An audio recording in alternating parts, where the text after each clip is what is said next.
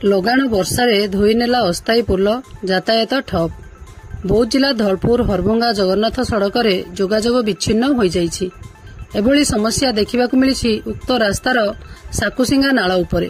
ସୂଚନା ଅନୁସାରେ ରାସ୍ତାର ଉନ୍ନତୀକରଣ ପାଇଁ ନାଳ ଉପରେ ନୂତନ ସେତୁ ନିର୍ମାଣ କାର୍ଯ୍ୟ ଚାଲୁ ରହିଛି।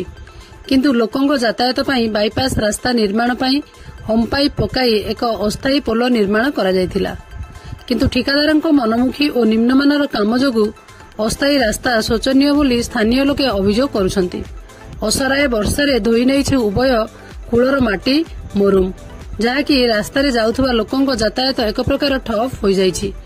ଉକ୍ତ ରାସ୍ତାରେ ଦୈନିକ ବସ୍ ଯିବା ଆସିବା କରିବା ଏବଂ ଅନୁଗୁଳରୁ ଫୁଲବାଣୀ ଶହ ଶହ କୋଇଲା ଟ୍ରକ୍ ଯିବା ଆସିବା କରୁଥିବା ବେଳେ ବର୍ତ୍ତମାନ ରାସ୍ତା ଧୋଇ ନେବାରୁ ଯାତାୟାତରେ ବାଧା ସୃଷ୍ଟି ଦେଖାଯାଇଛି। ତୁରନ୍ତ ବିଭାଗୀୟ କର୍ତ୍ତୃପକ୍ଷ ଦୃଷ୍ଟି ଦେଇ ରାସ୍ତାର ଉନ୍ନତୀକରଣ କରିବାକୁ ଲୋକେ ଦାବି କରୁଛନ୍ତି।